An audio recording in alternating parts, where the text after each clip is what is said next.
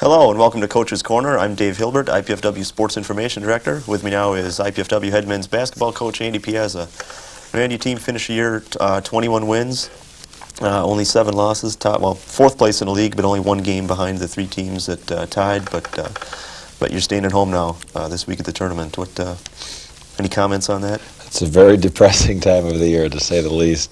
As you say, we ended up 4th place, but there's a 3-way tie for first, and we were 1 game away from the conference championship, 1 game away from an NCAA tournament bid. And people have talked about the last play of the game against St. Joe, for example. Saturday, we had the ball possession in the last 45 seconds, down 1. We had rallied, we had cut a 12-point lead down to 1 and made them turn the ball over. And, on the last ball possession, we had a very good shot with about 6 seconds to go, and Sean Gibson, and it looked like he got fouled pretty good. And in fact, all 10 players stopped on the court, froze for about a second because it looked like it was obvious foul. And the one player who did the fouling actually turned and looked at the official on the baseline. There was no call made. It's unfortunate for our players that the season that they'll remember the fact that there was a no call on the last ball possession of the last game with 6 seconds to go, and it kept us from the NCAA tournament. It kept us from a banner flying in our gym for the conference championship. But you can't judge a game or a season all in one play. We were 4 of 10 from the free throw line against St. Joe, which is atrocious. We were very poor rebounding at times, and other times we were very poor taking care of the ball.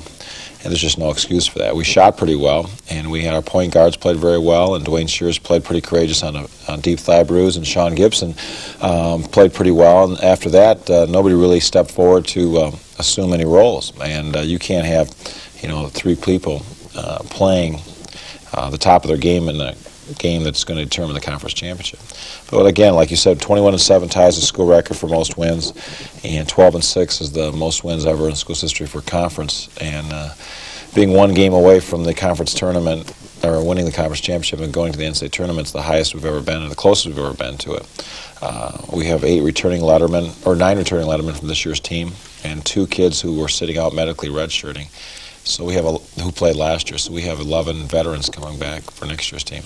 I hate to say, well, there's always next year. Look forward to next year. I'm still kind of despondent about this year because of the fact we did make it. I guess the fact, a lot of coaches would take 21 wins and run to the bank with it. But we've set our sights a lot higher than that, even though the program was pretty down. We came here. We've got it to the point where we expect success every year. And if you want to look at the season as a whole, we can always go back to a lot of the games. A 1-point loss to Kentucky State at home, a 3-point loss at Bellarmine, the 2-point loss to St. Joe, another 1-point loss at Saginaw Valley. So, we didn't beat Kentucky West in either time. So you can't, again, 21-7, you can't look at the last play and say, well, that determined the outcome of the entire season, because we just didn't deserve it. We didn't play well enough to beat St. Joe, which that's the only thing that disappoints me, is the efforts that some of our players made and how poorly some of our key players played in that game. Now you look at the brackets, the 32 teams that were selected. The past several years, they've moved teams out of the region. They shipped. Last year Wesleyan was shipped to Missouri. It seems like every year they say that that's going to be the last year they do that, and this year it was. No team was moved out of the region. Well, the last 2 years, they didn't take any more than 4 from each region. The reason they shipped Kentucky West into Missouri last year is because in the Missouri Regional, they had 4 teams in the same conference. We had 3 teams in the same conference, so they wanted to break up the conferences a little bit. So the only reason they moved Kentucky Wesleyan was because they weren't able to bid for the championship and went to Ashland last year, the regionals that is, and they moved one of the Missouri teams over. But in the last 2 years, they have not added a 5th team from any one region, and only taken 3 teams from one region and crossed over regions. That's what they're talking about by crossover regions, necessarily. So it makes a 32-team tournament, national tournament, start out as a regional tournament. If you're not one of the top 4 in the region, you don't get a chance for the national championship. You were in there with me Sunday when the satellite dish watching the pairings. We had a better record than 6-8. Yeah, 6 or 8 more wins than 10, maybe 7, and a better percentage than 10. Yeah, a better percentage than 10 of the 32 teams in there, more wins than 7 of the teams that are in there. So when you think about that, if we were Division I, 21-7, we'd be sitting here getting ready for the NCAA tournament. the problem with Division II is being a regional format, number one. The other problem is we've added teams to Division II every year. We have 240-some teams this year. I think there's another 22 being added next year. Yeah, we've kept a national tournament at 32. Whereas Division III have not added like we have. They've added a few teams, but they went to 40 teams, giving the first round team in every region a bye and allowing 5 teams from every region in, which is good. I think we can easily go 6 teams in every region, have 48 teams, just have one extra round. And that wouldn't be that, financially, that wouldn't cost that much to do that. And especially next year, we're only playing 27 games. We have one less game because of the NCAA rules next year. Now, what has to happen for the tournament to be expanded as far as who decides that, and what do you think the odds are of that happening? Well, every year I go to the NCAA Division I Final Four, and along with that is our NABC, National Association of Basketball Coaches Convention. And all the coaches meet. The Division I head coaches have meetings, the Division II head coaches have meetings, Division III head coaches, and then the assistant coaches have meetings. But we were able to get changed the fact that you can only host the regional tournament 2 consecutive years, then it has to go to somebody else, because some teams were just buying the regional every year. And the other thing, we've asked them to look into, supposedly they were looking into the study of expanding the NCAA tournament, but you know how it is, and you trying to get things changed, it takes so long to do that. We've voiced our opinion about it 2 years ago and last year again, and I don't know when it'll get changed. But still, even if it doesn't get changed, there really is not an excuse for us not getting to the tournament this year. I mean, if it was changed to 48, yes, we'd be in. If it was changed to 40, we'd be in, because we ended up, I think, 5th in the region. But a couple more, plays during the year, and we'd be in. That's how close we are right now. So even if they don't change it by next year, which I don't think it'll get done, there's really, that's going to be our goal right from the beginning, to get in the tournament, even if they keep it at 32. And the easiest way is to win the conference championship, so that you don't have to worry about it and get the automatic bid. It's just tough right now this time of the year, because St. Joe's a very fine team and very well coached, and but I think that we're a better team to play in the tournament. But they're there now. They're playing Wayne State out of Detroit, and Grand Valley's 20-9, which is a worse record than ours. But they received the automatic bid up there out of Michigan, and Wayne State received an at-large bid with a 22-7 record, and they've been in the top 20 all year. And Kentucky Wesleyan's hosting the regional, so they'll be very tough at home. So it's very, very hard to realize that we're not playing anymore. It seems like we should be practicing right now. But then again, after this weekend, there's only going to be one team left in this region and going to the Elite Eight. Now, what are your thoughts? I know we talked about this a couple of weeks ago in a conference tournament, because you look at the GLIAC, the Great Lakes League up in Michigan. Grand Valley finished 2nd in the league, but they had 9 losses. Were ranked 5th in the region, but they came in and won the conference tournament, which determined the at-large bid. Right. That put Wayne State in, as like you said, they've been in the top 20 all year. They lost the tournament, but still got the at-large bid, which ended up knocking probably IPFW or Ashland out of the tournament. What are your thoughts on the tournament? Do you think that's something we would ever see in our conference? We talked about it at the league meetings, but they were talked about having all 10 teams in, which financially maybe is not very good. Where do you have the site? If you have it a neutral site like in Indianapolis, do you get the fan appeal? Do you get crowds there? And if you have it at the site of the regular season champion, then you have a gym tied up for a whole week there. If you have about 10 teams, and the Michigan schools do it pretty. I like the way they do it. They have the top 4 teams in, and they play at the regular season conference champions campus, which would only take up Friday and Saturday. You'd have 2 games Friday and 1 or 2 games on Saturday if you have a consolation game on Saturday, which is not a bad way to do it, because here is our conference. Ashland, IPFW, Wesleyan, St. Joe all finished the regular season 21-7. I mean, how many conferences have 4 teams ranked with 21-7 records? I don't think there's one in the entire nation. And like you shared with us a couple weeks ago, Basketball Times ranked our conference the toughest in the nation. Well, if we can't get all those teams in the tournament, a tournament at the end, a postseason conference tournament, would be great for the Midwest, for our Great Lakes region, and possibly get another team in. Then again, it could hurt you. I mean, if we had beaten St. Joe with 22-6, and if the season stopped then, we'd be in the tournament, an NCAA tournament. But if we had a postseason conference tournament and lost the first game, now we're 22-7, that extra loss and not winning that and losing out on that chance for the automatic bid could have cost us possibly getting in the tournament. So it's a two-way street. I still don't mind the idea of playing 18 games and determining the winner after 18 conference games over the whole season, just like the Big Ten does. Because if one team is hot, or you let the fourth place team in and they're 14-14 or whatever, that won't happen in our league, but you can see those things happening too. I guess years ago when I was the underdog all the time, when I was always in the middle of the pack, our team, we always won the conference tournament to get a shot at getting in. Okay. Well, thanks, Andy, for coming on this week. Good luck with recruiting and your other off-season activities. After a brief sports break, we'll be back with Eileen Kleinfelder and some players from the IPFW women's basketball team.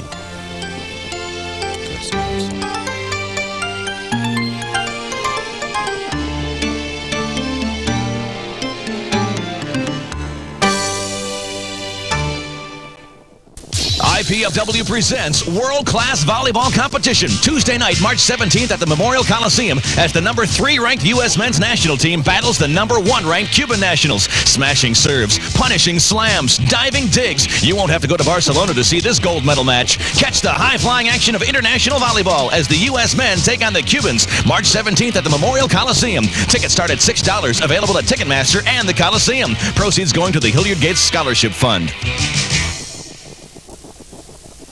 Here's a Channel 6 Sports Minute. I'm Alan Bangs. Both celebration and disappointment hit the IPFW men's and women's basketball teams hard this week. The men narrowly missed a victory on Saturday that would have, in all probability, given them a berth in the NCAA Division II tournament. Despite Sean Gibson's 18 points, St. Joseph's managed a 62-60 win. Earlier in the week, the Dons beat Lewis University 93-77. The 1991-92 GLVC season was the best ever for IPFW. The women, on the other hand, used a solid Great Lakes Valley Conference finish to gain a berth in the women's tournament. On Thursday, the Lady Dons scored a win at Lewis with the help of 21 points from Lisa Miller. Saturday, the Lady Dons made a solid case to the tournament selection committee by defeating conference leader St. Joseph's 63-62. Once again, Miller led the way with 25 points. Pam Edwards added 22. On Sunday, the tournament committee decided to send IPFW to the South Central Regional in the NCAA Division II tournament, played in Pittsburgh, Kansas. In the first round of action, they will face number 1 seeded Washburn University. Washburn will be a tough opponent. They gained an automatic bid by winning their conference tournament. They are ranked 9th in the country, and they have a 7-game winning streak going into Saturday's game with IPFW. The Volley Dons have definitely been busy. They're in sunny California this week for 4 matches. Earlier this week, I had a chance to join the team in LA for their match with USC. Well, just kidding, I wish. They did come up with another win against USC, beating them in 4 games, 12-15, 15-4, 15-12, and 15-8. Raul Papaleo had 19 kills for the Volley Dons. Later in the week, the Dons also beat Loyola Marymount in 4 games to improve their record to 16-5. For Channel 6 Sports, I'm Alan Bangs.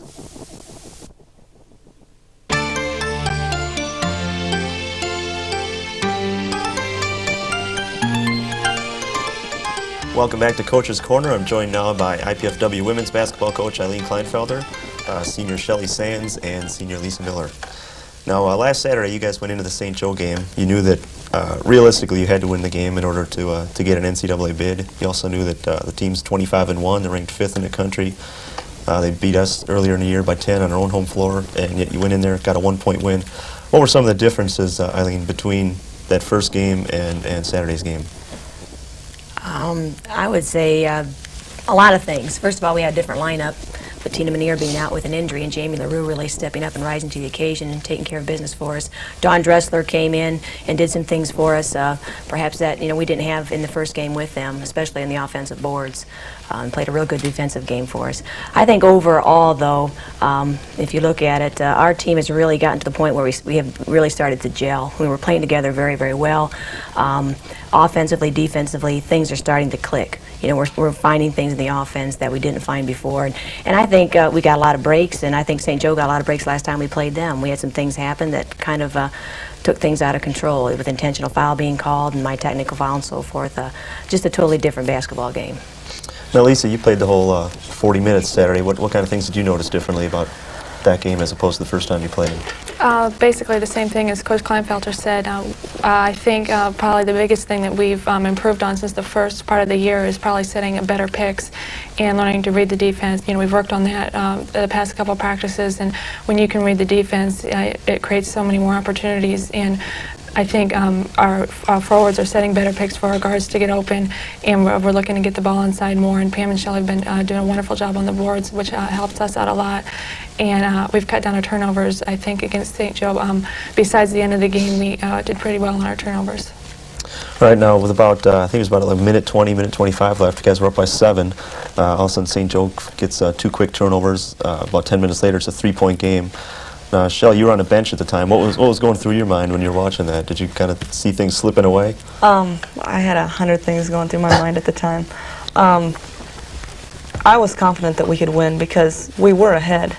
And I think that's one of the things that some of the players failed to realize because we were panicking out there.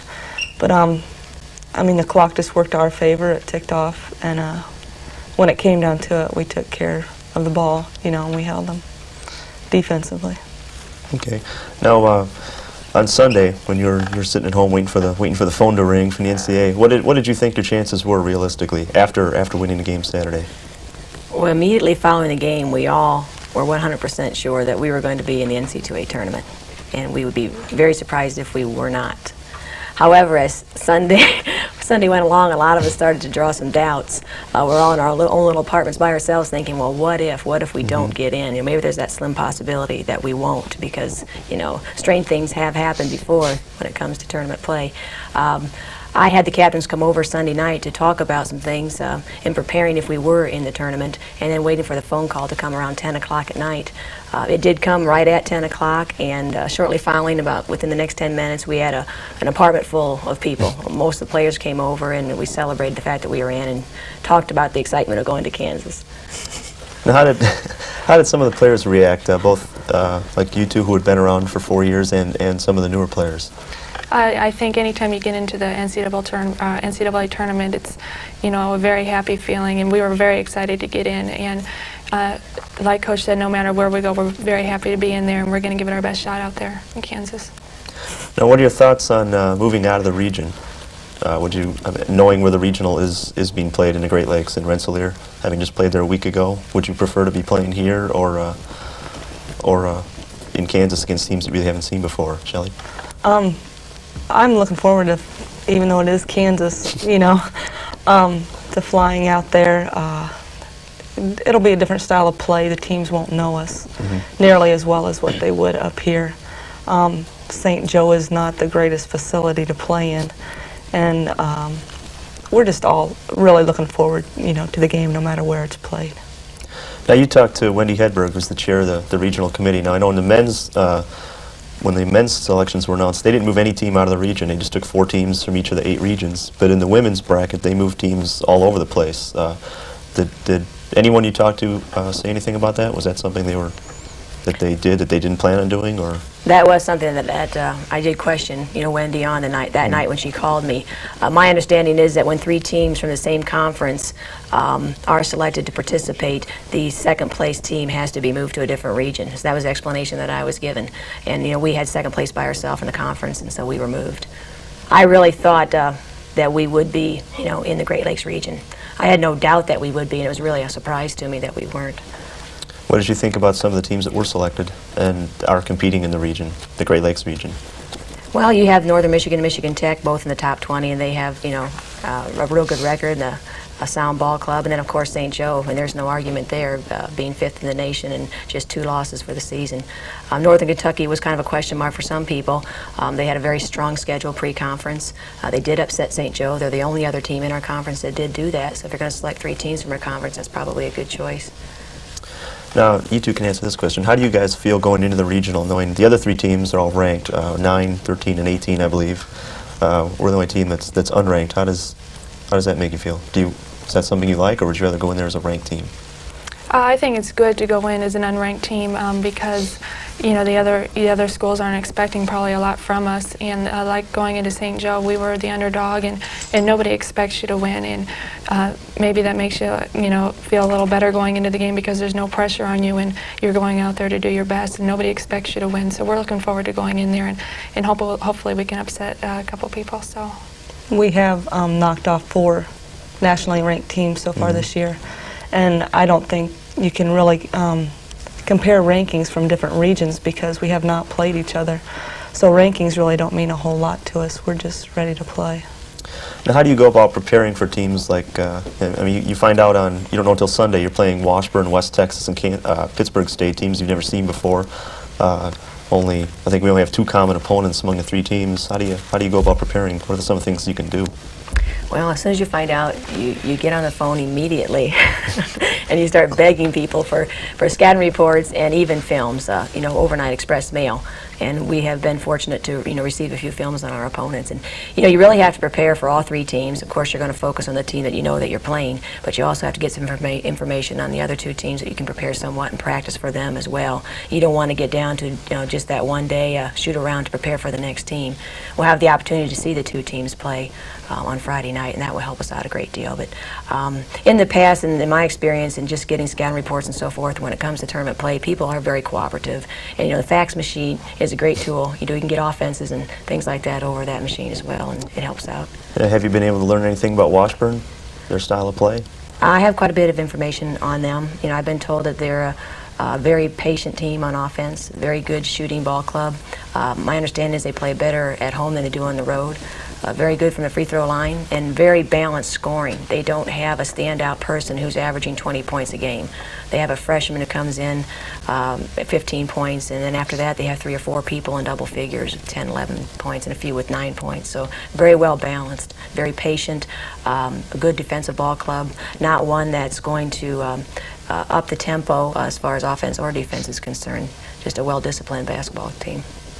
Now, both of you played in the NCAA tournament 2 years ago. You went up to Oakland, lost by, I think, 4 points in the first game. What do you remember from that experience, and how do you think you can carry some of that over to helping you out this year? I think it was, you know, a good experience that we went to the tournament our sophomore year, and being only sophomores, Shelley and I, we were, you know, unexpected, you know, what to expect, and we really didn't know, you know, really what was involved in the NCAA tournament. I think it's good that we had that experience and are able to take it into this year. In our senior year, we want to make the best of it. So going up to Oakland, we played a very tough team at Oakland, and this year we're looking to take it a step higher and hopefully win these 2 games that we'll be playing. Shelley? Yeah, it'll be definitely a big pressure situation, but after playing against Northern and then against St. Joe, I mean, that's as much pressure, you know, that we've had all season. So I think we're definitely ready for it. Tina was with us. She was in our group, and she set out last year, so she's been experienced to the tournament, as well as Pam and Emmett. So, you know, we've got Amy Hogan, sorry. So I think, you know, we're very balanced and ready for it. Eileen, you've been with some teams at the Division I level in the tournament. What are some of your experiences there? Well, a few years ago, we were fortunate to make it to the Sweet 16 when I was at Vanderbilt University. And it was a situation much like I explained to our girls the other night in Rensselaer. We had to go to Iowa and play Iowa in front of 9,000 people. And they were, of course, expected to win. And it was a situation where we went in and we upset them and sent 9,000 fans home very unhappy, which is the same thing we did the other night. I'm very pleased that I've had that experience. You know, I know what to expect as a coach as far as the planning, the organizing, and even just preparing for the game and everything else that enters in as far as the media coverage and just getting yourself geared up for teams that you're not real familiar with. Because when I was at Vanderbilt, you know, we had never played Iowa before. And they were very unfamiliar to us, except for the fact that, you know, my experience at IU for 3 years really helped me out a lot. It's just a good situation when you're going into tournaments. You have a lot of colleagues out that are very willing to help. You know, you just get on the phone and you can get some information and really familiarize yourselves the best that you can, and then just prepare for it and then get on the court and take care of business. Okay. Now, in the last 4 or 5 games, you've had a new point guard. Jamie LaRue's had to come in and play virtually every minute of every game as a freshman, the only freshman on the team since Tina Manier suffered the concussion. Has there been any style or any change in the style of the play since then? I don't think there's been a big change as far as, you know, a different plays run or a different defense run. Tina and Jamie are very similar, you know, height-wise and speed-wise, I think. They both handle the ball very well, and Jamie has done an excellent job bringing the ball up the floor for us. And she got pressured a little bit against St. Joe, and it was kind of my fault for not coming back to help her a couple times, because I'm also considered a guard. And I think we'll have to do that this weekend.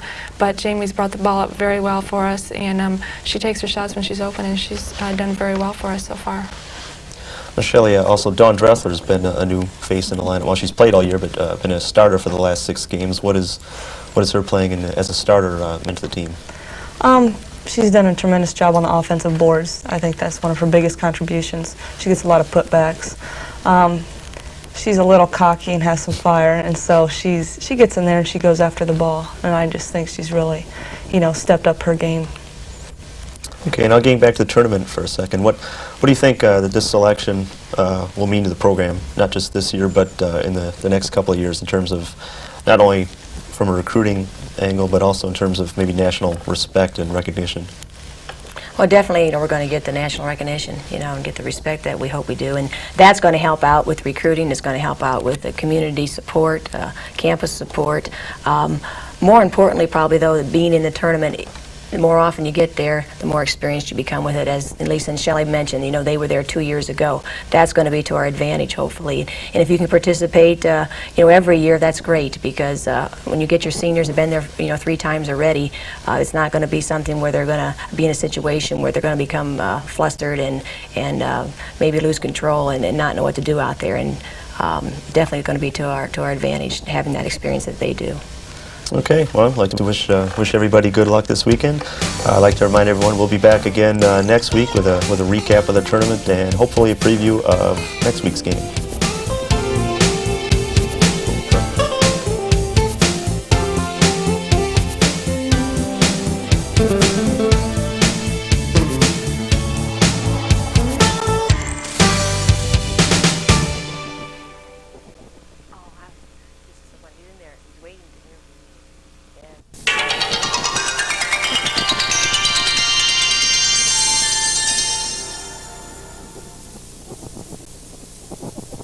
IPFW presents World-Class Volleyball Competition Tuesday night, March 17th at the Memorial Coliseum as the number 3 ranked U.S. men's national team battles the number 1 ranked Cuban nationals. Smashing serves, punishing slams, diving digs. You won't have to go to Barcelona to see this gold medal match. Catch the high-flying action of international volleyball as the U.S. men take on the Cubans March 17th at the Memorial Coliseum. Tickets start at $6, available at Ticketmaster and the Coliseum. Proceeds going to the Hilliard Gates Scholarship Fund.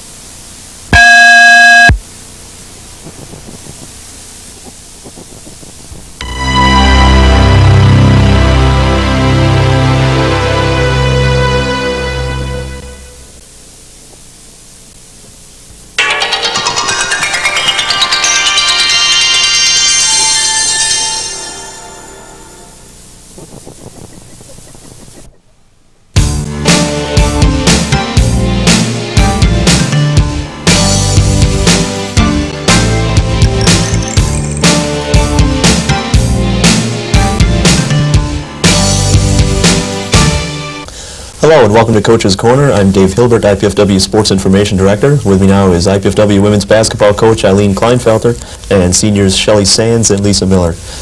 Now I'd like to start out talking obviously about the Washburn game this past weekend at the NCAA Division II tournament. But before we talk about the game itself, what effect do you think all the the things surrounding the tournament had on the team, both the plane trip, I know you had a couple players that were flying for the first time, the trip, all the getting put up in the hotel, getting the meals, the long trip. What effect do you think that had on the team? Did it help loosen them up, or did it make them tight, or? I don't know that it affected us in any way that we could pinpoint. Our travel arrangements went very smooth, other than the fact that we had to get up fairly early in the morning to make the trip and got there fairly late at night. One disadvantage may have been the distance we had to travel from our hotel to the gym. We had to stay in Joplin, Missouri, and it was about a 40-minute drive to practices and to the games. But other than that, I think the trip went very, very smooth. Things were fairly organized as far as the Pittsburgh State administration and the NC2A. Everyone cooperated extremely well, and overall it was a very good trip. Now, Shelley, you've been to the tournament before 2 years ago, and in your 4 years you made some trips. What did you see any effect on any of the players, even the older players or the younger players? No, not really. Everybody was pretty excited, and everybody looked really loose going into the game. But then, once that ball goes up and the whistle blows, some people got the jitters, and we just tried to play through it and help each other out. Now, Lisa, she touched on the next question I was going to ask. What did you see a change in the players' attitudes coming on the trip, and then immediately before the tip-off? Did any of their attitudes change, or did they get tense? I think anytime you go into a big game like the national tournament, you do get a little nervous, maybe a little more nervous than your usual game. But we've played some big games, all year, including St. Joseph and in Northern Kentucky, and I don't think it should have been any different. But I think we played well. We didn't have a lot of things go our way, but I think everybody was a little nervous. But I think you have to accept that with the big game. Now, how do you think the trip and all the things surrounding it might prepare these same players next year, if you were to go not just to the NCAA tournament, but for another tournament or any big game? I'd say, first of all, maybe just the idea of being there. Once we found out that we were in the tournament, we were very excited, of course, and it seemed like the week was never going to end, like we were never going to get there. The 3 days that we had to practice before we left seemed like eternity. And then seeing, too, the distance that we had to travel. I didn't mention we had to drive in vans for 3 hours from Kansas City Airport, down to Pittsburgh. So that may have been a little, wearing on us, but just to get over the excitement of being there, the unknown, being in a region we've never been before, playing against teams we've never seen before. Second time around, maybe you'll be a little more accustomed to that and used to that, and experience always pays off. I think next time, with the same players, if we're fortunate enough to be in the NCAA tournament again, that's certainly going to be to our advantage, already having that experience. Now, when you two walked into the gym, obviously the first thing you had to notice was the floor. They play on the tartan surface. Can you explain a little exactly what a tartan surface is? And have you played on one before? How it differs from a normal floor, the floor that we play on? I can't really explain it. It's just a real smooth surface. We spend a lot of time practicing on it, bouncing the ball. One advantage is that there are no hollow spots that we've come across. I played in, I guess it was junior high. One of the schools had a floor similar to that, but that's been quite a while ago, and that's the only experience I've had on it. I think the biggest thing is psychological. After you play on it a while, like once the game started, I, didn't even think about it. It's just a mindset that you have to overcome. Did you notice anything different about once the game got started? No, not really. I don't think it affected us that much. It wasn't, that big a deal. There, it is a little more slick than a wooden floor, but like Shelley said, there are no hollow spots, and I don't think it affected the outcome of the game. Now, what did you think last week when you first realized that you were going to be playing on a surface like that? Well, I think there are a couple of disadvantages of having a floor like that. First of all, it's a proven fact there are more injuries on a tartan floor. Secondly, maybe just being used to a wooden floor, and then also you can't hear the ball bounce and that sort of thing. It may have, some small effects maybe that people don't really realize. I wasn't really pleased, but I did not want to let that be a factor, to our disadvantage. I just wanted to forget it and go on. And as a player said, once tip-off, came about, I really didn't even think about it at all. Did you tell the players before the game started, or before they made the trip, that you had the tartan floor, or was it a surprise when you walked in the building? No, we mentioned it before we went into practice the night before. But you hadn't told them before you guys left for Kansas City? No, I didn't. We didn't believe her. We thought she was joking around, as she usually was. It took us about 5 minutes before it set in. The greatest disadvantage is my high heels sunk into the the upper floor is quite different. Now, on the way to the game, somebody was passing around an article on the bus that had been written by one of the other coaches in the region.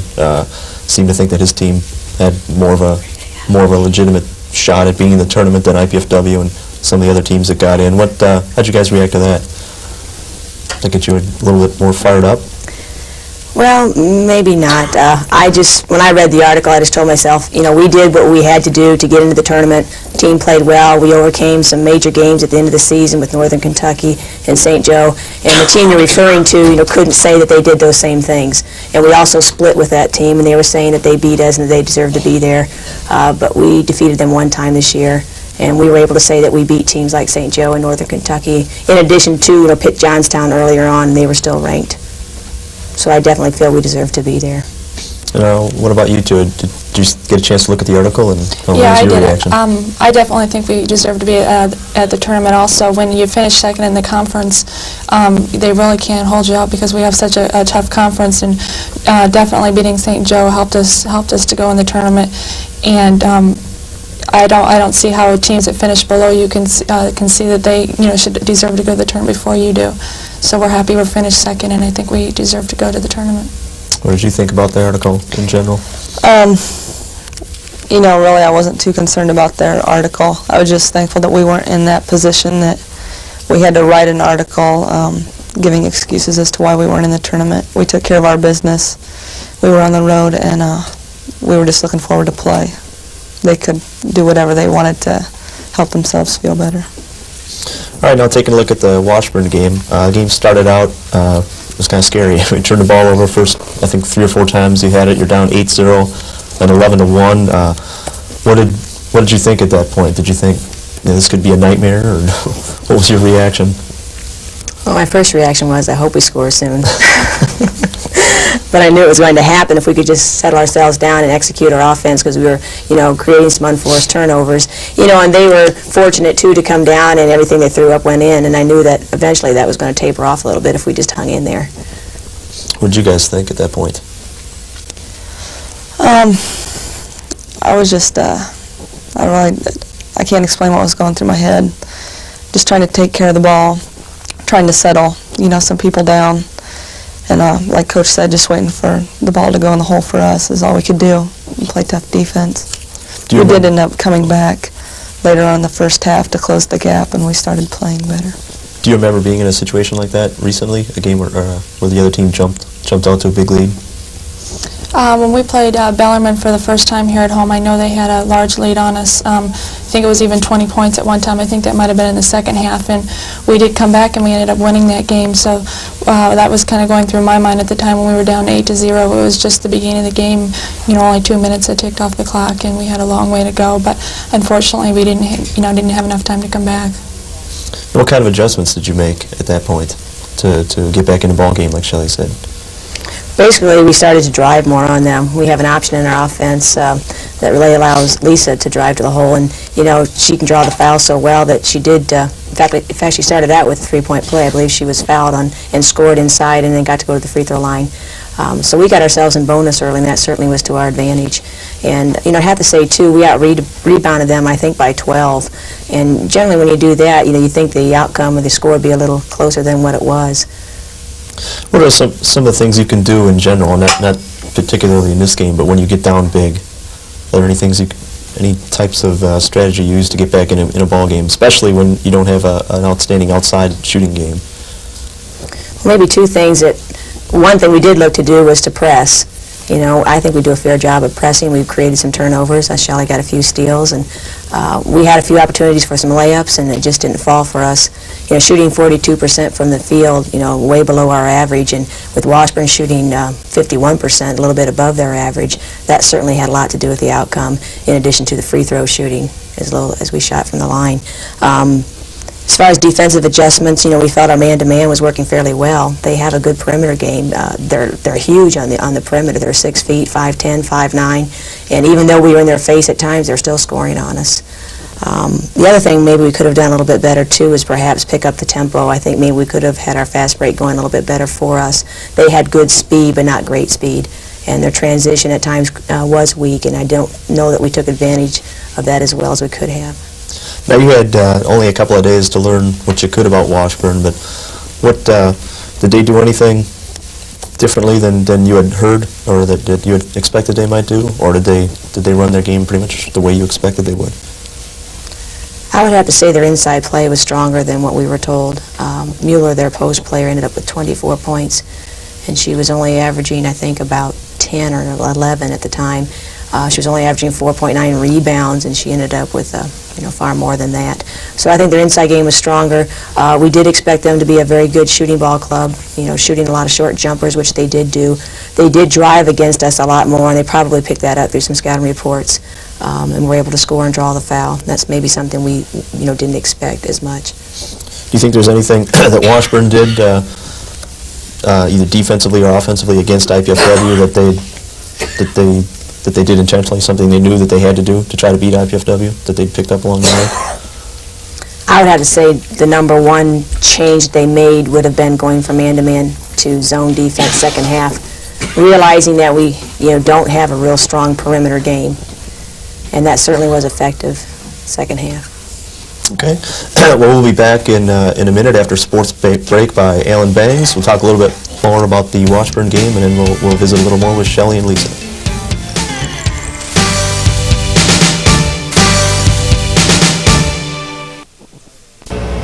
Here's a look at IPFW Sports. I'm Alan Bangs. Tonight we're in Channel 6 Master Control.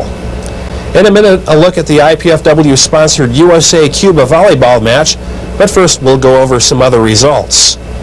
The IPFW women's basketball team bowed out of the first round of the Division II NCAA tournament with an 82-67 loss to Washburn University. The Lady Dons finished the year with a 22-7 record.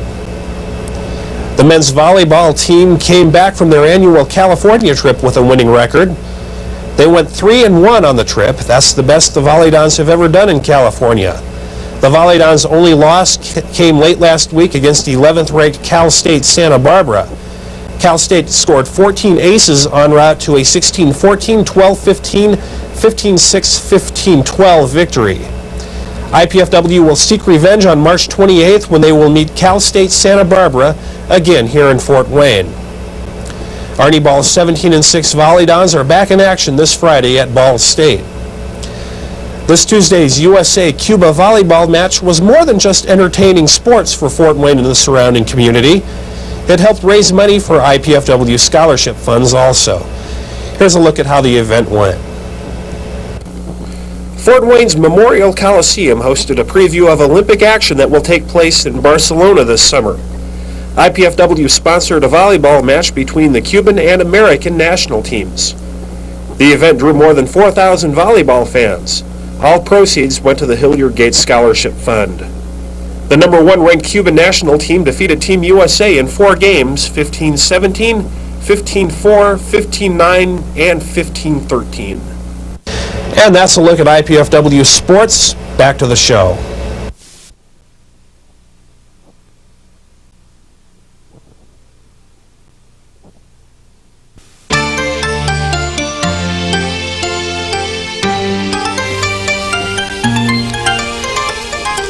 Welcome back to Coach's Corner. Now, Lisa, and all year long, obviously most teams, when they gear up for IPFW, one of their plans is to either not stop you, but try to slow you down. What kind of things did Washburn do?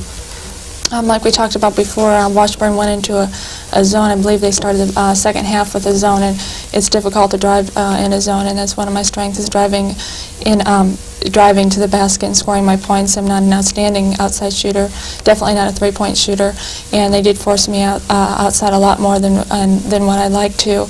And like we talked about before, also I get a lot of my points off of fast break, passes from the guards, passes from Jamie, and our other guards, but we slowed our game down a little bit, which hurt my chance to score a little bit, I think.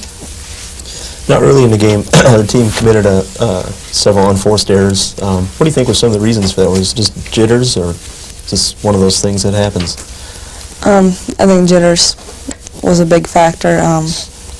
A lack of communication was definitely a factor. We've had, you think there's eye contact, and then there's not, and the girl's leaving and a girl's passing. I don't know if if I would want to say a lack of concentration, but something was definitely missing. Now, early in the game, Washburn's big player, number 43, Laura Mueller, she scored like 16 points early in the first half, but she didn't do as much in the second half. What kind of adjustments did you make to try to slow her down? Well, I have to give Kim Recker a lot of credit. She came in, she did a very good job playing some defense on her. And also, they just utilized the drive so much that when she wasn't in the game, they were able to get their score off the drive or draw the foul. And they got, to go to the line early when they got in bonus much earlier than we did. But I'd have to give Kim Recker a lot of credit for the post defense that she had while she was out there. And she got herself in a little bit of foul trouble. She had 2 fouls early first half and had to sit out. Now, I know Kim played a solid game off the bench, and also Amy Hogan came in toward the end of the game, hit a couple of big three-pointers. What does it mean to the team when you get a couple of players who come off the bench and play exceptionally well? I think it's always nice when you have players coming off the bench playing well, and both Kim and Amy played well, and we've had players do that all season. Michelle Conley has come in off the bench and played extremely well at times, and Ann Lucan, and I could go on and because we have a very deep bench, and they've always been able to step up, and they've all accepted their role as coming off the bench, and I give a lot of credit to those people who do that. Now, was there a point in the game, obviously before the final buzzer, when you knew that the game was over? I would have to say no. I really don't look at the scoreboard too often during the game. I knew we were down, but it's hard to accept that you lost, especially in your last game. But I really never thought about it during the game. How about you, Shelley? Well, we knew we were down, like Lisa said, and at that point, I know running through Lisa's head as well as mine. You're always fighting, to try to get back, but it gets to a point where you know that this is it. So we just went out and gave it everything we had and played out of our heads. Now, you got to see several of the other 3 teams in the region. Obviously, are all top 20 teams that you played against, teams that made it to the tournament. You also beat St. Joe and Pitt Johnstown. Both of them they're in the final 8 now. How would you say, just having had a chance to look at these other teams and see them and play against them, how you guys match up against them, especially the teams from out of the region that you normally don't get to see? How we match up against them? Mm-hmm. Well, we've already proven that we can beat St. Joe and Pitt Johnstown. And I think a lot of it has to do, too, on any given night, you're going to have good games, you're going to have bad games, and unfortunately our game at Washburn just wasn't one of our best. And you take a game like St. Joe's, everything went pretty well for us, and we even made mistakes, a lot of unforced turnovers and so forth, and especially at the end of the game with the 8-point lead that we blew, we still were able to come up with the W. And things just went our way. The shooting percentages, the steals that we were able to get, the rebounding and so forth, it just all came together and unfortunately resulted in a victory. Like I said, on any given night, I think we can compete with St. Joe again. I think we can compete with Pitt Johnstown once again. It's just a matter of that particular game. I think Washburn had advantage somewhat, and the fact that that was their conference. They played on that floor numerous times, and especially their juniors and seniors, having been on that floor perhaps 6, 7 times already. Being in their own conference, they felt very comfortable just being 2.5 hours from home. But I feel that we could beat any one of those teams on any given night. How do you think this will help you in terms of national respect? Instead of, you get teams that are traditionally in the tournament every year, and it almost seems that the committee tends to look and see if this team deserves to go, whereas a team like us or some of the teams that don't get in, you have to make a stronger push. Do you think this will help us in the future? I definitely think we had some good exposure. We've had a lot of positive feedback when we were down there. Not, so much as our talent that we displayed, but the first-class appearance and behavior that our team had, and I want to give our girls a lot of credit for that. I was constantly complimented about our girls and their attitudes that they displayed down there. I was very pleased with that. So we gained a lot of respect in those terms. As far as our ability to play and so forth, I thought it was good that we could go outside our region and compete just to get the exposure. And I think that even though the score wasn't indicative of maybe the talent that we displayed, I think that we did gain some respect nationally. And it's always good, too, for Washburn to be able to win, in the final game, and that adds a little bit more to our favor as far as having been beaten by the team that's going to advance now to the quarterfinals. Okay.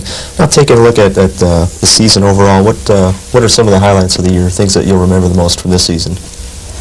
Probably definitely, first of all, the people I've met. I've worked with a great group of people here at IPFW, but as far as the win-loss record, I always remember the St. Joe game being our last conference game. It was a great victory for us, but by winning by 1 point, and we were very excited about that. And we've had a lot of big games, but that's probably been one of the biggest. Beating Northern Kentucky, I'd have to say, I remember for a while. And all our wins were exciting, and I think we'll always remember our losses too. We learned from them and corrected those mistakes and took them into the national tournament. And unfortunately, we just weren't able to show our best, I guess. Shelley, what are some of the things you're going to remember the most? Some of the highlights from this year? Definitely Northern Kentucky. Our last home game was a great victory, and St. Joe was just an unbelievable victory for us at their gym. And there's just many things throughout the season. Having Coach Kleinfelder was a definite plus and something that we will always remember and be thankful for. And just the players on the team, we're a very close-knit team. We do a lot of things outside of basketball, and it's going to be really hard next year.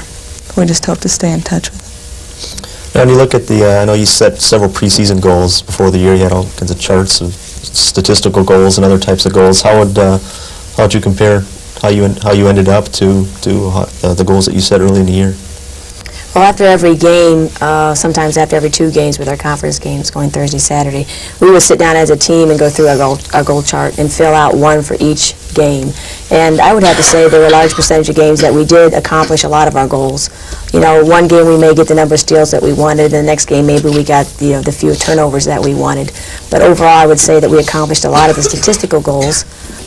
As far as goals and where we wanted to be, our goal, first of all, was to win the conference, and secondly, we wanted to participate in the NC2A tournament. We gave it our best shot as far as the conference goes, and St. Joe just really dominated this year, and we felt very good being able to finish second all by ourselves.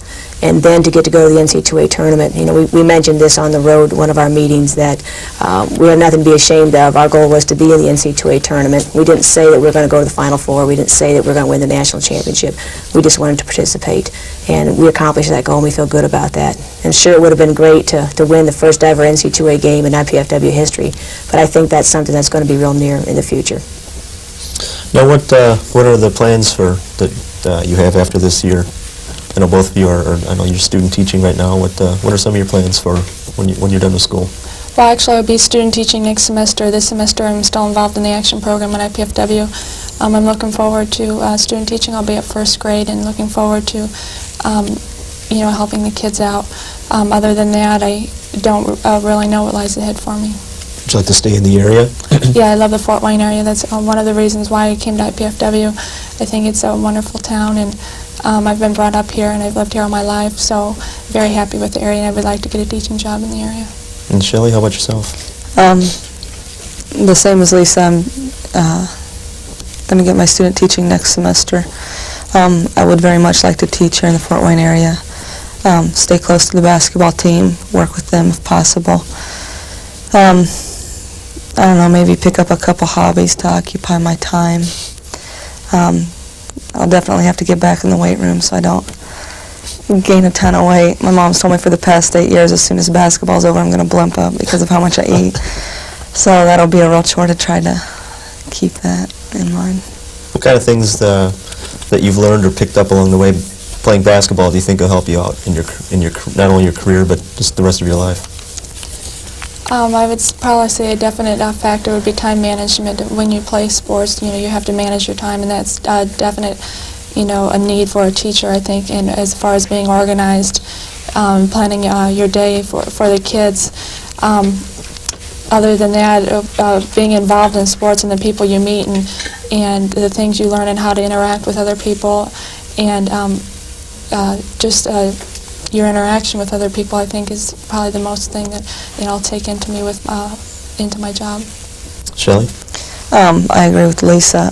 Teamwork is also a huge factor. You realize that you can't go out there and do anything by yourself, not just on the court, but out in the workforce as well. You need other people, especially when you first come in, to show you the ropes.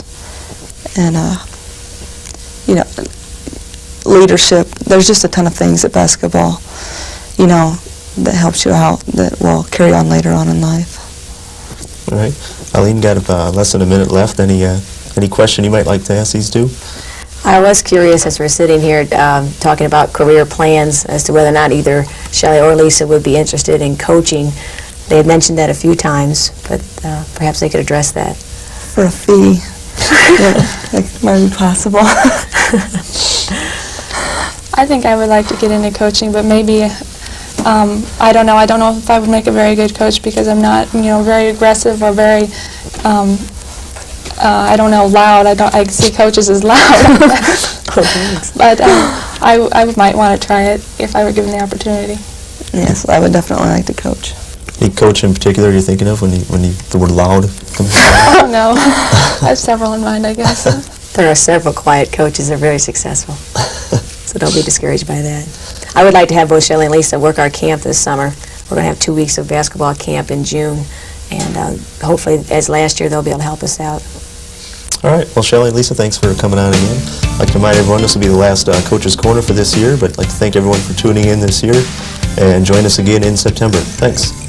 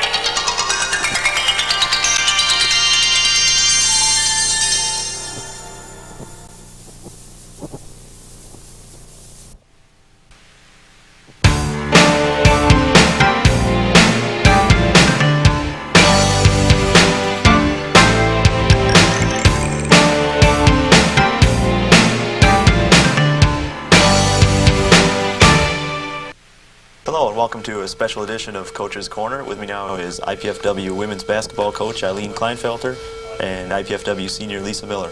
Now, Eileen, a lot of things have happened since the end of the season, since the NCAA tournament. Started out with the Lady Dons award banquet back in first weekend in April. You passed out several individual awards. The first award was to Kim Recker for Most Improved Player. Yes, Kim's really come a long way, especially at the end in our NC2A tournament game down in Kansas. You know, we had a slump there on the offense, and Kim came in off the bench and was able to contribute immediately, and she made some incredible shots.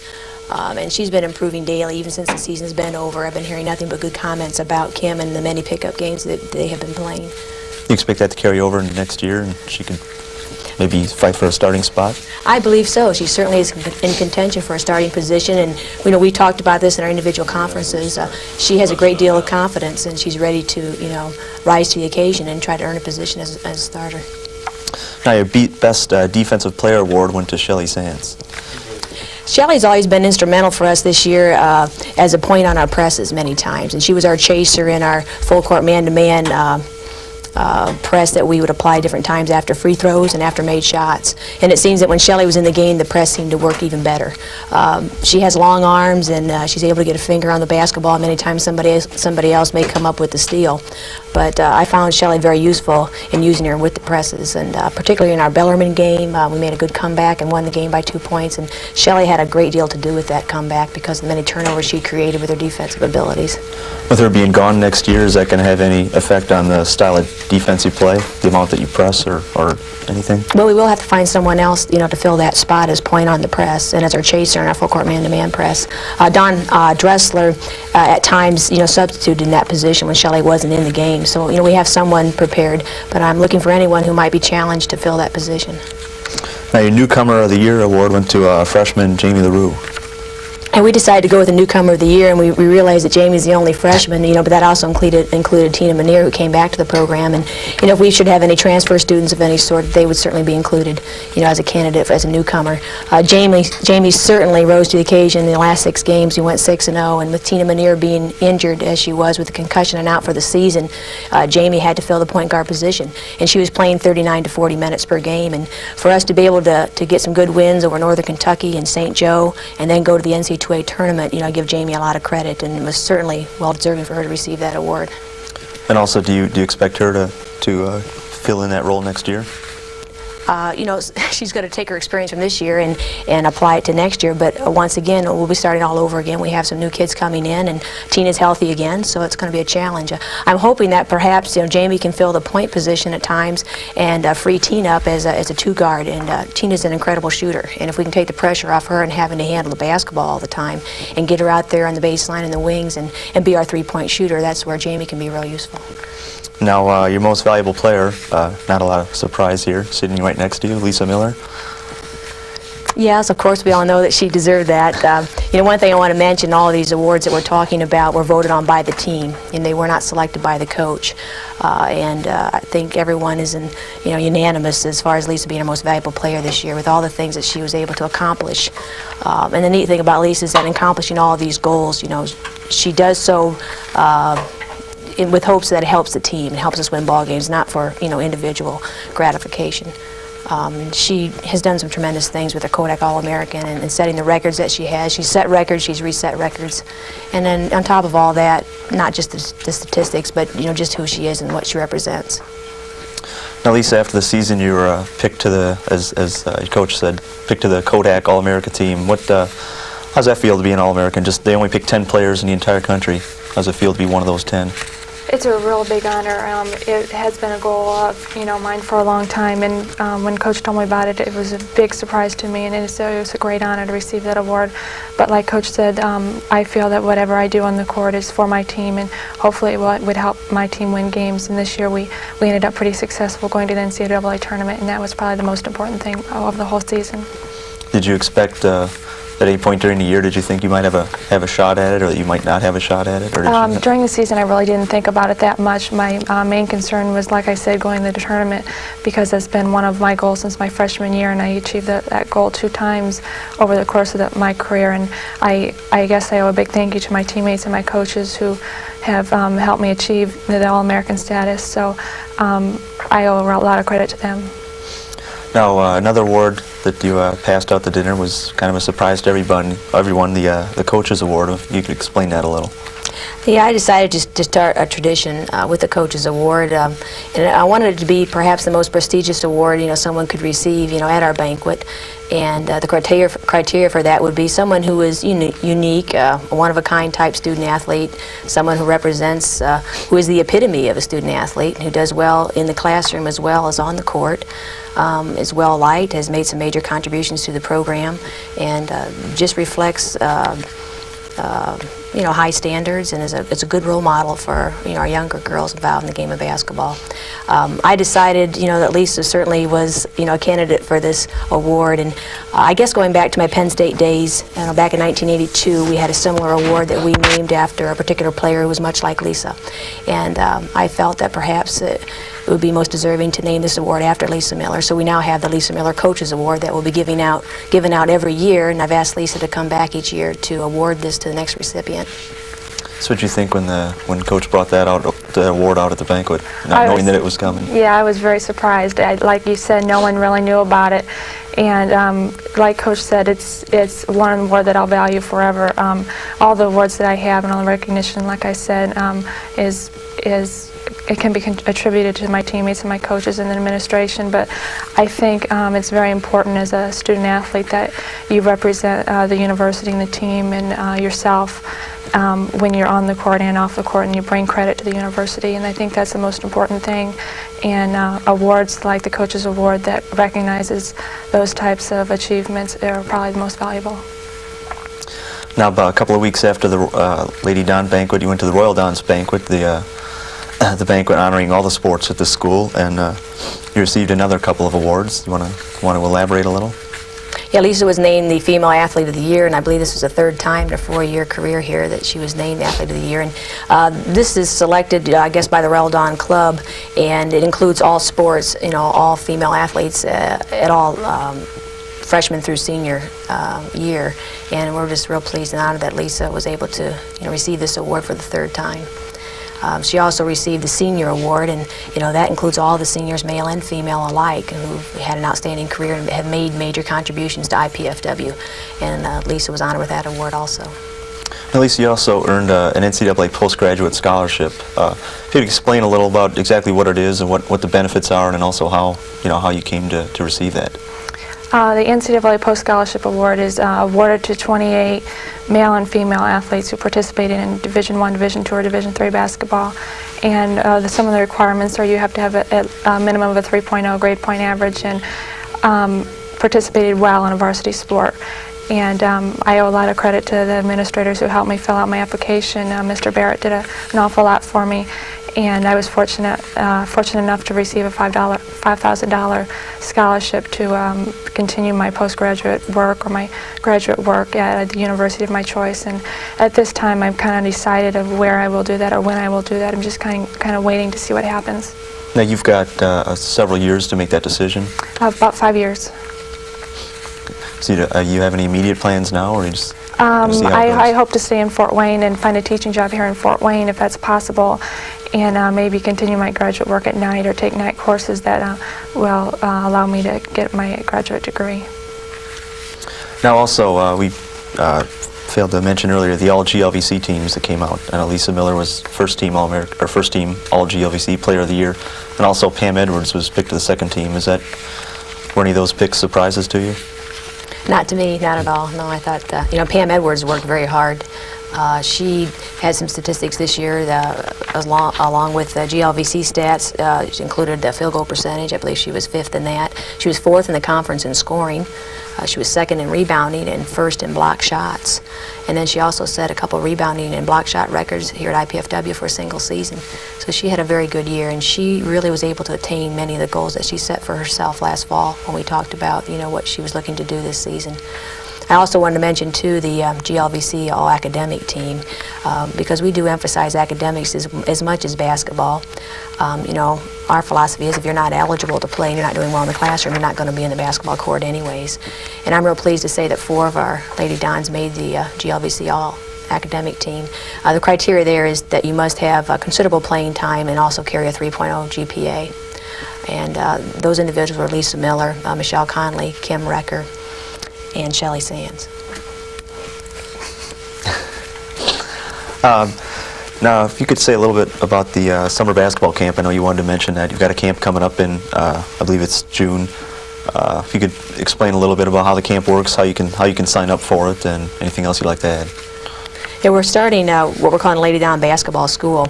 We just have 1 week this year, and we're trying to reach out to all age groups. We have 3 sessions. In the morning, we'll have a session geared for elementary age children. We feel it will be a session that will allow each individual to work at their own pace, and we'll have a lot of clinicians there to spend individual time with each one, just to teach them the fundamentals of the game and the concepts of defense and offense and your basic individual fundamental skills. And then in the afternoon, we want to have an intermediate group emphasizing skills that maybe gearing you toward junior varsity level. I'm really looking to bring out a lot of the middle school age players for this particular session, because I feel at different times, you know, they go to a camp and they're either dominating the younger kids or they're being dominated by older kids, and I'd like to find a happy medium for these kids. In the evening, then, we're going to have a very high-level varsity camp. I want to take time during this session to teach them NC2A rules and what to expect if they do have plans perhaps in playing college basketball, what to expect in recruiting and NC2A rules and academic requirements and just the demands of being a college athlete. Now, who are some of the people that are going to be working at the camp in addition to yourself? Well, Lisa Miller, for one, will be there, among many other of the Lady Don basketball players throughout the day, and then myself as a director and my assistant coach, Diana Small. Well, Lisa, have you worked at camps in the past? Yeah, I myself have been to a lot of camps over the past 10 to 12 years, and I've worked in the past 3 or 4 years at IPFW, and I've worked some at Bishop Dwenger High School. I think camps are very important. The ones that I have been to, I've learned a lot. And I think our main goal is not to make you a great player in 1 week, and that's not our main goal of a camp. It's maybe to teach some skills that you need improving on, or maybe some skills that you haven't learned yet, and give a player the experience and the opportunity to compete in game-like situations. So that's our main goal at our camp, and like Coach said, I will be there along with our 2 coaches and a lot of the other Lady Don basketball players. Now, you said you've worked at camps in the past. Did you attend a lot of camps as you were developing into a player? Yeah, I attended a lot of camps. Starting when I was in the 4th grade, I went to a camp and have been to at least one every year through high school. How do you think they helped you to develop into the player you developed into? I think it was a big help, but like I said, I think the main goals of those camps were also not to make you a great player in a week, and it's up to the individual player to make themselves a player over the summer and even during the season to improve on your skills and not just settle for 1 week of basketball throughout just one summer or just the one summer week, but to improve on those skills throughout the summer. Now, you've worked at camps at some of the bigger name schools in the past. What were some of the places you worked before? We had quite a large camp at Indiana University. We had a facility where we could set up 9 full courts, and it was common for us to have maybe 250 campers, and it was an overnight camp, which makes it a little bit different. At Penn State, the same thing. We had 2 weeks of overnight camp where we drew about 150 to 200 campers per week. So I'm used to working with large numbers, and we try to keep things in small groups as best we can. I feel that more learning takes place, and I think it's most important too that each kid has the opportunity to compete while they're at camp, and that's something that I want to bring everything that I've learned over the years at some of these universities and apply it to the camp that we're having here at IPFW. How do you go about getting into the camp? Well, they could write or call our athletic department, and we could send them an application, and we have distributed many applications throughout the school system here in Fort Wayne and also many of the sporting goods stores. What age is it open to? Grades 3 through 12. 3 through 12. Okay. Well, we're going to take a quick break, and when we come back, we'll talk with Coach Kleinfelter and Lisa Miller about their upcoming trip to South America with the Athletes in Action program.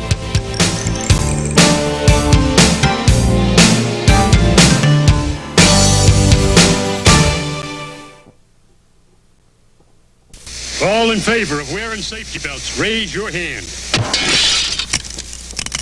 You could learn a lot from a dummy. Buckle your safety belt. Hi, I'm Eileen Kleinfelder, the head women's basketball coach at IPFW University. And I'm Lisa Miller, a 1991-92 member of the women's basketball team. This summer, Lisa and I will be involved with Athletes in Action organization, which is a sports ministry of Campus Crusade for Christ. We'll be traveling to South America from June 19th to July 19th, visiting the countries of Ecuador and Chile, and using basketball as a platform to share our faith. During this time, we'll have the opportunity to conduct clinics with people of all ages and also compete against top club teams in South America. We are both responsible for raising our share of the money of $3,600. If you'd like to assist Lisa and I in raising our support and making this trip possible, please send your tax-deductible donations made out to Athletes in Action to the IPFW Athletic Department at 2101 Coliseum Boulevard East, Fort Wayne, Indiana. Zip code is 46805. We certainly appreciate your support.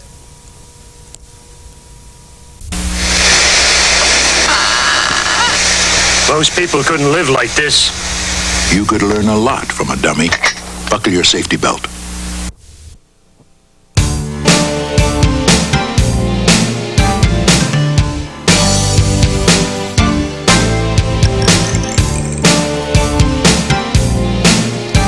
Welcome back to the Coach's Corner. Before we get started with the Athletes in Action program, Eileen, I believe you want to make a retraction. Yes, I need to be corrected. The all-academic team, GLVC all-academic team, I mentioned Shelley Sands, and she was just short of that, I believe by 1/10 of a point. Ann Leakin did make the team, and I failed to mention that. Just had to get that in. Most definitely. Now, the Athletes in Action program, you know a lot more about it than I could. If you've been selected to coach a team, I know Lisa's been selected to play. If you could tell us a little bit about the Athletes Action program in general, what it is and what its purpose is. Okay, some of you, I'm sure, have heard of Athletes in Action, and what it really is a sports ministry through Campus Crusade for Christ. I just see it as an opportunity, to serve as a head coach in a capacity where we'll be traveling to South America and visiting the countries of Ecuador and Chile, and we'll be spending an entire month, June 17th through July 19th. And throughout the trip, we'll be competing with top club teams. The team that I'll be coaching is made up of, Division I players, and including Lisa Miller. And we'll be competing with the top club teams and also doing clinics with all ages, elementary, junior high, high school, college level. And in addition to that, we're using basketball as a platform to share our faith and to minister to these people. But we'll also be meeting with, having public meetings with different organizations and churches and having Bible studies and using basketball as our platform. And there will be a language barrier. We'll have an interpreter with us at all times. And even when we're teaching the young children, the game of basketball, many of us maybe realize that in countries like that, they don't know the game like we know it. I don't know if they know who Michael Jordan, is or not. But we're really looking forward to having the opportunity to use basketball, something that we both love, to go out and extend ourselves and share our faith with people in a different country. Have you ever been involved with the Athletes Action program before? Not from a coaching standpoint. When I was at Indiana University, we had Athletes in Action as an organization available to the student athletes, at IU, and I was involved, as a coach, basically behind the scenes, just participating with the athletes. But I've never gotten involved with international tours that they've had. Now, Lisa, how did you go about being selected to the team, and what were some of the criteria they looked at? I was actually recommended by Coach Kleinfelter, and I had to fill in an application and send it into Athletes in Action, and I went through a reference check process where they sent out references to people that I knew, and they selected me according to those references and according to my application.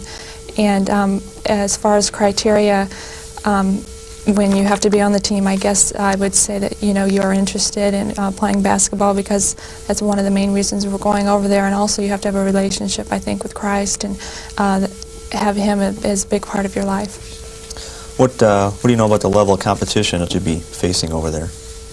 I'm really uncertain about it. I've been told that they do have club teams, and from these club teams they generally make up their Olympic team or any team that they may travel internationally. So I expect the competition to be pretty good, and I was told too that Athletes in Action has 2 teams traveling this year. The other team will be going to Brazil. The one that we're involved with will be the most competitive. We'll be playing about 20 games with their top club teams, in the area. Most of the team is made up Division I basketball players, as I mentioned, but with Lisa's criteria and all the accomplishments she's had this year, it was very convincing that she would be able to compete at this level. Do you know who any of the other players are, or anything about them, where they come from? At this point, I know very little. I did get a quick look at a roster, and they're from all over the country. A few from Oklahoma, I believe from Texas, a couple from Illinois, Ohio, Cedarville College in Ohio. Now, how do you come up with the money to to fund the trip? We all are personally responsible for raising our own support. And Lisa and I both have to raise $3,600 to cover all the expenses, and that would include everything: our flight, to Miami, where we take off for the trip, and also, other expenses for passport and our shots that are necessary to travel abroad. Do you have any leads so far as to any ideas? Any people have come forward and donated some money, or any ideas? Well, Athletes in Action sends us a packet, suggesting different ways that we can reach out to the community. to raise our support. And Lisa and I have really both been handling things individually as far as friends and relatives, and then sort of a joint effort in reaching out to the businesses in the Fort Wayne community. How did you feel when you were selected to play for the team? Like Coach said, I feel it's a great opportunity for me to not only have another chance to play on a competitive level of basketball, but also to develop a lot of other things that will come, I think, with visiting South America, like leadership skills and just, I guess, deepening my relationship with Christ at the same time sharing it with other people. So I look forward to the opportunity, and like Coach said, we're both very interested in it. You said you took a couple of years of Spanish in high school? I took 3 years of Spanish in high school, but remember very little. I could probably tell you what someone said, but speaking it would be very difficult for me. What are some of the things that you hope to get out of this experience?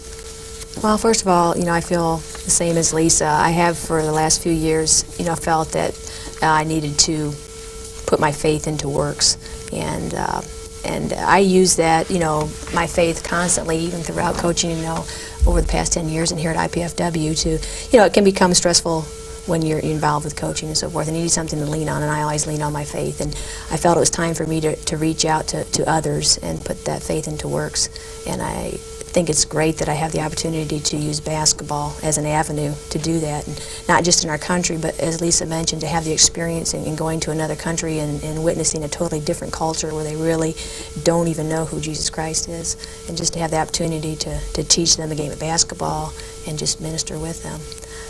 We tease oftentimes, especially with Lisa, and you mentioned going to South America, and we tease with Lisa about the fact that she's grown up in Fort Wayne her entire life and she's never been outside of Fort Wayne, and I'm hoping that she'll experience some new things, and she's not only going out of Fort Wayne, she's leaving the country, so she's really taking it to the extreme, and we're both looking forward to a totally different but challenging experience.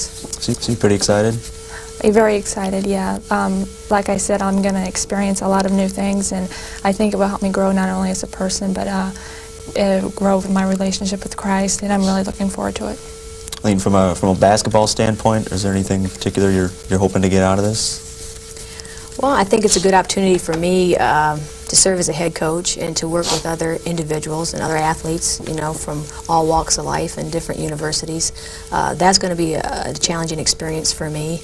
I think, though, in doing all of this, that I don't expect to have, near the stress or so the pressure that maybe you find at IPFW and college athletics. I think there's going to be a lot more enjoyment, perhaps, and just the thrill of competition, and then to put all that with the opportunity to share your faith with people, I think will be a unique experience. Do you have an idea about how many games you might play during the time that you're down there? We're told that we'll probably play 10 to 12 games per country, so we could play as many as 24 games over the 4-week period. The officials down there understand English? I probably won't get a technical because they won't understand what I'm saying. Unless the interpreter tells them everything. Oh, okay. Probably wouldn't look good on the athletes in action standpoint. No, I have to control my emotions, most definitely. Okay. Now, if somebody were interested in making a contribution, what do they need to do? Well, they could make their tax-deductible donation out to Athletes in Action, and they could send that to Women's Basketball at IPFW, and the address of that is 2101 Coliseum Boulevard East. Now, the money that comes in, if somebody were just to write a check for some X amount of dollars, does that money, are the two of you combining into one fund, or how does that work? For the most part, we're going with a joint effort, but if anyone would like to, individually contribute something to Lisa, or to myself, they just need to indicate that. Okay. Talk a little bit about some of the things you got coming up for next year, your schedule. I know you, at least about a week ago, you still had one date open. How's the schedule shape up for next year? We've completed our scheduling, and next year we're bringing back the Diet Pepsi Lady Don tournament. That'll be held December 4th and 5th. And right now we have Lake Superior State, Wayne State, and the University of Missouri St. Louis and ourselves competing. I feel like we have a few teams that on the schedule next year we haven't played before. Edinburgh is one that was in the top 20 this year. They went to the NCAA tournament and lost in the first round to Clarion. And I understand that they're a run and gun type team. I know one of the coaches on staff there, and They say they play very little defense. They just shoot the basketball a lot. So it should be an exciting game, and that's right before Christmas on December 19th. We're also traveling to Southern Illinois in Edwardsville to participate in their tournament. And again, we'll be seeing some teams that perhaps we've never played before. I know Central Oklahoma will be in that tournament, as well as Lincoln University, and then Edwardsville and ourselves. So we have a few teams on the schedule that we haven't played before, and then I've also added St. Francis, and again, some more of the local schools involved. St. Francis will be coming to our place in January. And then in addition to that, Taylor University, we will open at Taylor November 24th, right before Thanksgiving. Okay. Well, Lisa, Eileen, thank you for coming on the show again. Again, if anyone would be interested in helping Eileen or Lisa along with the Athletes in Action Fund, go ahead and contact the IPFW Athletic Office or send a check made out to Athletes in Action to the IPFW Athletic Office. Thanks for tuning in, and we'll see you again in the fall.